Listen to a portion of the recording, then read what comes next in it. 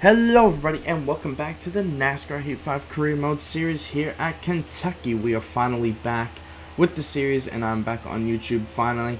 I was feeling quite sick, I had a sinus infection, but we are finally over that. Also had some uni assignments, but we are back here with the career mode. We qualified 27th for the Quaker State 400 here at Kentucky, and Kevin Harvick is the guy who will be on pole for today's race, so we'll see if we can go and get through the field today. But before we do that, we got some breaking news here in the career mode. Almirola, driver of the number 10 car for Stewart-Haas Racing, will not be returning to the team next season, as both parties mutually agreed that a change was needed.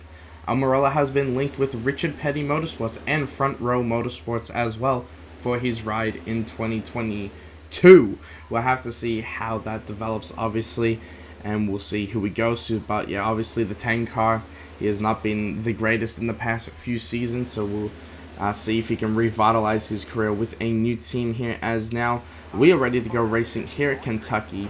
We are ready, and green flag is out here at Kentucky. We'll see if we can get ourselves up into our goal position of a top 15. Hopefully we can do that, but we do have our two rivals starting right behind us. Ricky Stenhouse Jr. right here. I'm trying to avoid getting hit by him as we do just that going into the corner. Make a little bit of contact as I look to slide down, though. Michael McDowell's right there as well. I'm not sure if he made contact, but hopefully that doesn't reset our rivalry with those two drivers.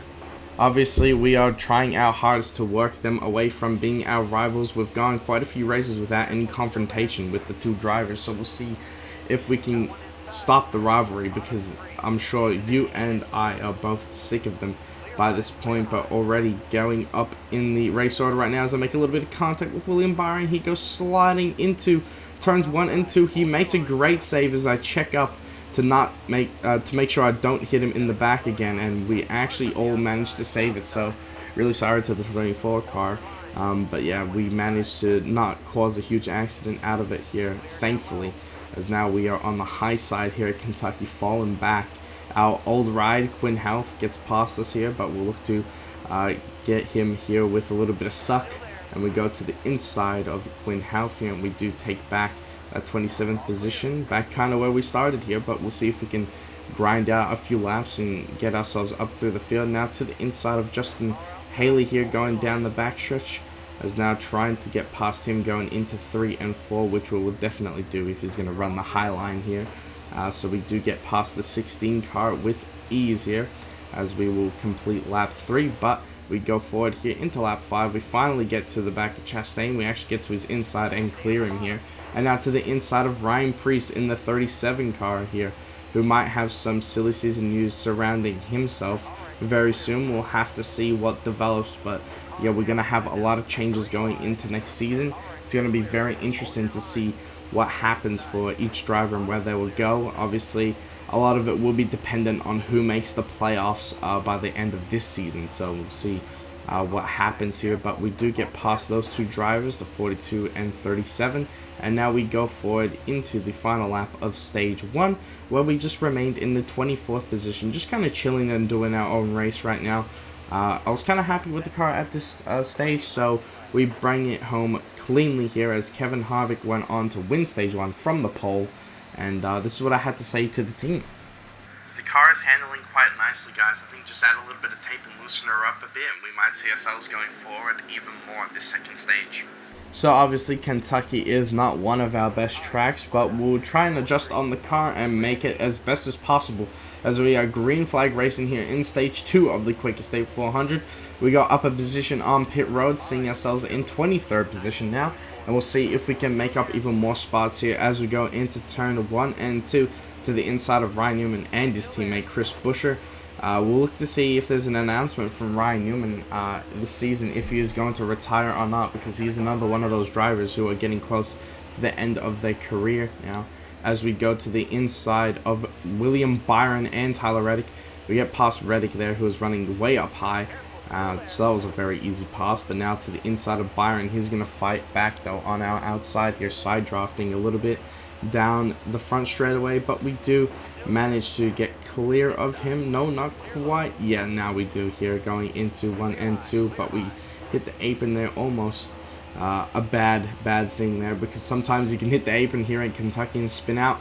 We learned that lesson when we came here our first season, when we finished 39th. So it does seem like we will do a lot better than finish 39th in this race. So we'll see if we can hold on to that. But if you look in the top right, we're actually doing not too bad so far. We're actually in the top 20 and trying to threaten with the top 15, which is obviously our goal. But now Ty Dillon shoves it to our inside.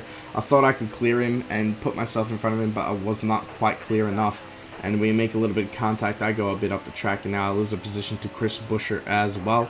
Trying to get to the inside lane here now, and we actually do get right back up the inside of Chris Buescher coming off the corner. So now we got a little battle going on, a little pack over here. Battling right now with the Dillon brothers, Suarez, Buescher, and Byron.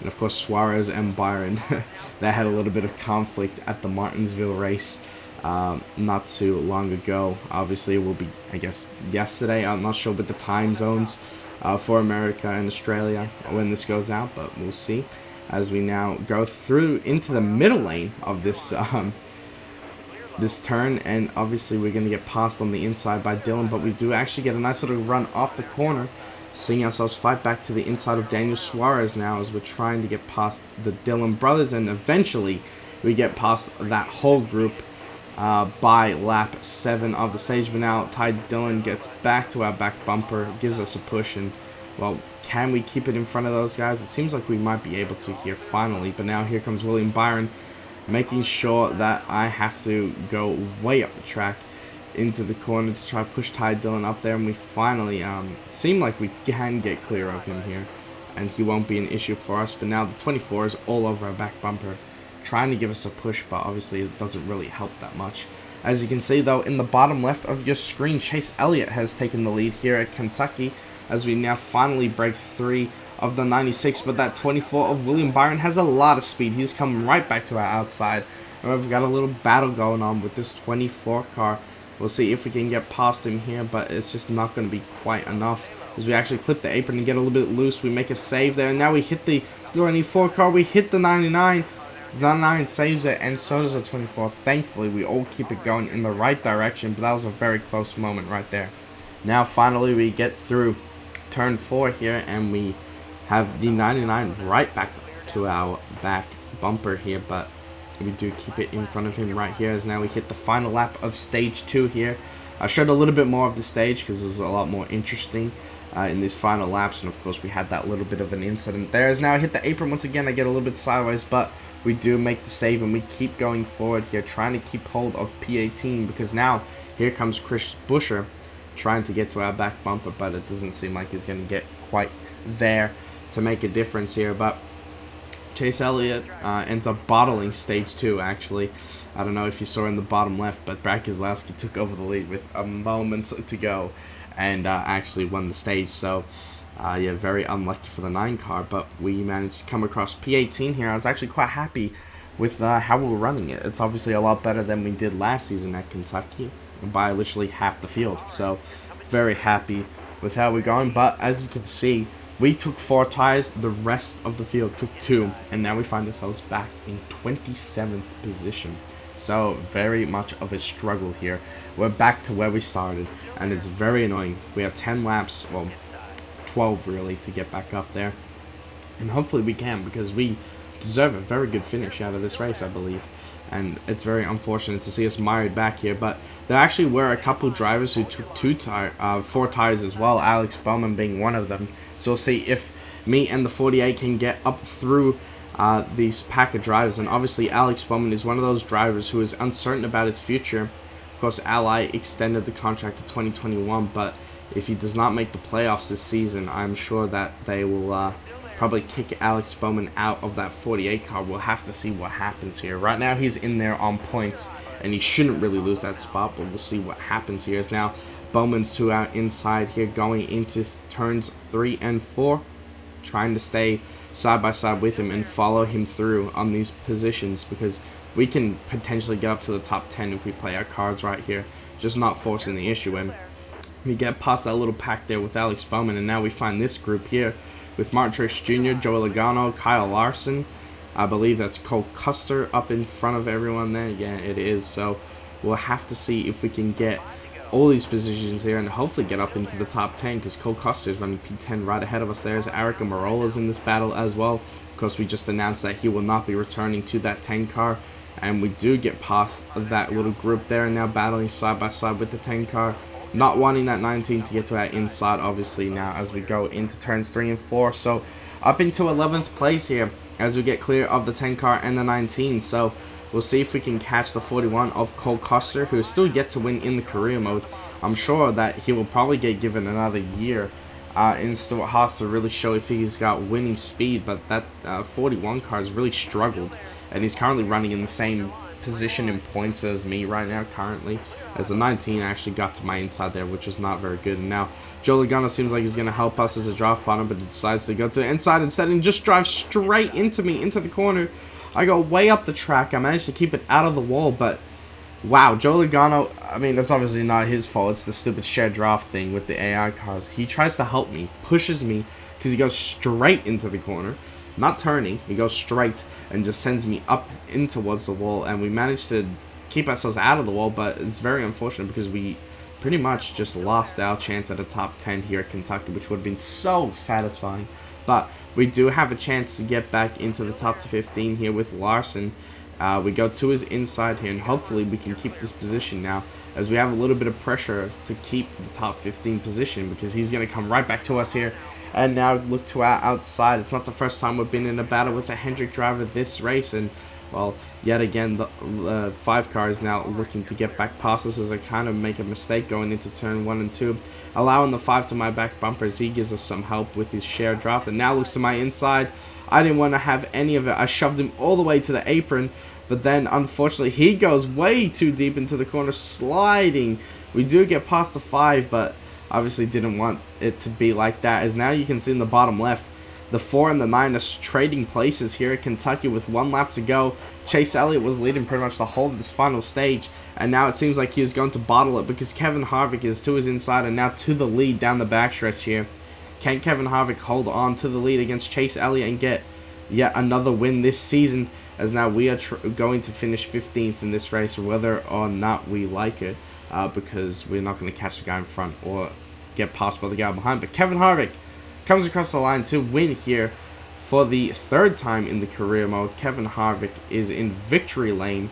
We find ourselves back in 15th, but we do get ourselves a win nonetheless, so we'll take that in our stride.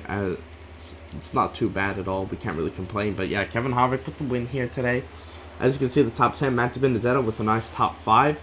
Tyler Reddick in the top 10 as well, so that's very awesome to see. Alex Bowman made it up to 10th in the end, as we ended up 15th. We look through the rest of the order. Our teammate Eric Jones ended up 18th, so that's very nice to see RPM in the top 20. As now we go through the rest of the cars here, Timmy Hill in the top 30. And as you can see, there is no Michael McDowell there. He actually DNF'd from this race yet again. Michael McDowell DNF'd. I'll take that, Michael. So yeah, that'll pretty much do it for the Quickie State 400 here at Kentucky. There is the summary of today's race. We get a nice cool 450 grand in the bank, not too shabby at all, and a lot of fans there to come with it, so very awesome to see. As now we progress through the weeks, we are going to go to New Hampshire next week, so I'm very excited for that, because it's one of my favorite tracks to drive. And now we go and see the playoffs here. We see what's happened with the standings. But yeah, there's a lot of drivers locked in on wins right now. Timmy Hill, of course, in the playoffs still at this point. But Martin Truex Jr., Kyle Larson, Alex Bowman, and Matt DiBenedetto have those last spots in the playoffs right now. Ryan Blaney, Eric Almirola, and William Byron Chase Briscoe see themselves out of the playoffs with such good seasons, consistent racing from them, and they're just out of the playoffs because they don't have a win, which is crazy to think about. But we go down to the final spot in points. Joey Gay's holding it down in P last, as now that'll wrap us up for today's episode. I hope you guys all enjoyed. I thank you guys all for watching. Of course, I appreciate all of you taking the time out of your day to view the episode, and hopefully we can get back to regular uploads very soon. So thank you guys all for watching. I'll see you in the next video.